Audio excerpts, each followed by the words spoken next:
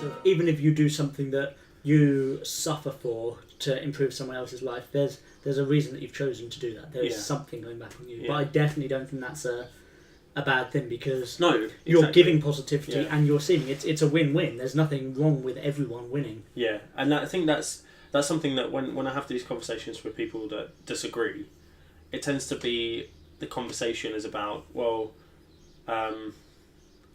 if you're doing something selfish for a selfish reason, I don't like using the word selfish because I think it's misleading because it has negative connotations. Mm-hmm. But if you're doing it for your own, for something, a positive effect in you, then it's bad. It's not truly good, and therefore the deed is outdone, basically. But I just think that if you do something that makes someone else's day better, it doesn't matter whether you've benefited from that or not. The deed is still a good deed. Mm-hmm. Do you see what I mean? Yeah, it's just for me. It astonishes me that people think that having a positive effect on you takes away from that.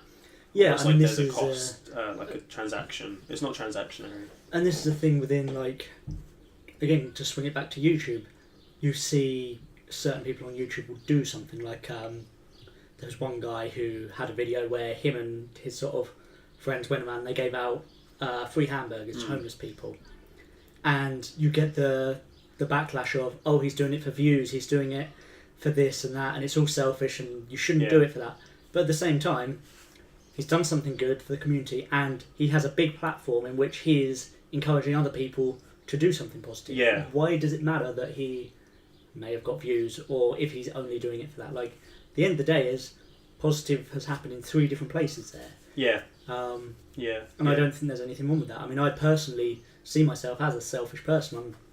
I will always put myself first. But that doesn't necessarily mean anything negative for someone else. You know, I will usually, if I'm doing something self-serving and I need someone else to help me in whatever capacity with that, great. If I can do something that helps them, that helps me, where's the harm there? I've never understood.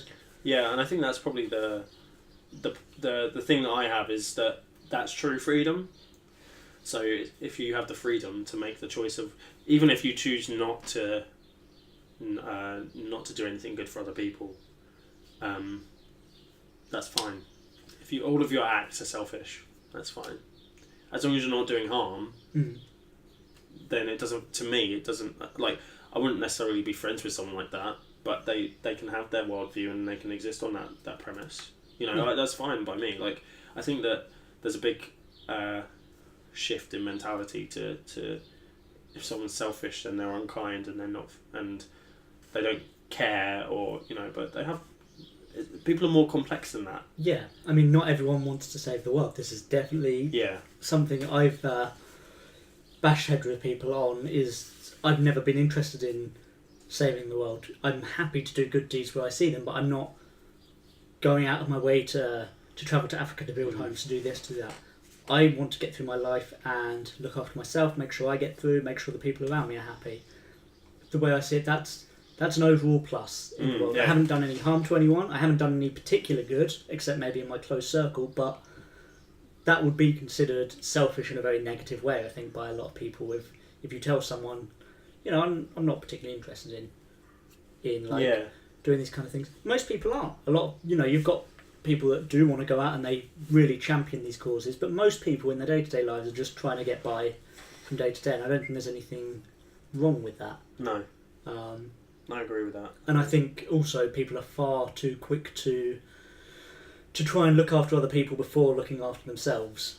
And that's something I have an opinion on very strongly, actually. I think that when they do that, when they look after someone else to the detriment of their own health or their own psychological well-being or their own, or you know, they're willing to sacrifice their job or something like that to help someone, usually it ends up with both of the people getting into a worse state. And I think that in order to look after someone else effectively, you have to look after yourself first. And I think that's the same in relationships as well. If we're going to talk about relationships, if you are constantly worried about the other person, worried about their happiness, and you're sacrificing things constantly for their happiness, that builds up resentment. There's a lot of resentment there, and then eventually that will just end up in a big, like, horrible mess. Whereas if you are like, okay, no, I'm not gonna. If you spend the first few months of the relationships like being like, I'm going to look after myself, and I want you to look after yourself, and then we're gonna have lovely times in between. But like, you know, I'm gonna do my own thing for a bit. Eventually, what happens is that you have respect for each other, and you end up looking after yourself first. But then when they need your help, you can look after them. Do you see what I mean? Yeah, definitely. Whereas if you're constantly like saying, "No, I'll look after you, I'll look after you, I'll look after you," then you build up resentment. I think a good analogy for it is you're both glasses. You can either empty your glass into theirs to try and help them, which is just going to empty yours, or you can fill your glass to the point that it's overflowing into theirs. Like, that's a good. That's a really good analogy. I like that. By doing that, you're not losing anything. You're still helping them, but you're not taking away from yourself first. Yeah. You have to. If you're not in a good position and you start trying to give to everyone else, then all that's going to happen is you're going to come down rather than coming up. Yeah. I agree with that. And I think that the culture at the moment, the society,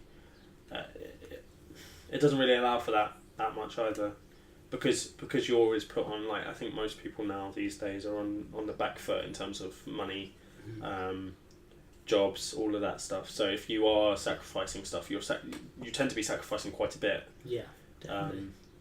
And I don't think sacrifice is a bad thing, but too much sacrifice is certainly a bad thing. Yeah, and again, it's at the expense. It's choosing when to sacrifice and how to sacrifice. Yeah, especially if someone isn't willing.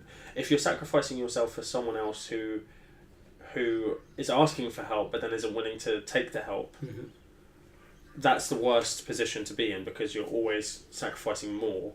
I mean, using the glass analogy, say you keep filling their glass up, but their glass has a hole in the bottom. There's no way you can help them, and you're just emptying your glass up. Yeah. Do you know what I mean? So and you can't fix that hole. They have to fix that hole. Yeah.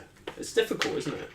But I think that a lot of these, like, kind of mentalities, a lot of this idea about being not almost a savior complex and not understanding people who have egoism as maybe their central worldview, like you said you do. I think there's a lack of thinking about the complexity of that worldview, and they just think, okay, they think of themselves first and other people second, but they don't go into the nuance of it. No. And think that it's entirely selfish, rather than being just like, you know what, I can do better service to my friends and my family if I'm good myself. No, people are very quick to brand good and bad, and that's that.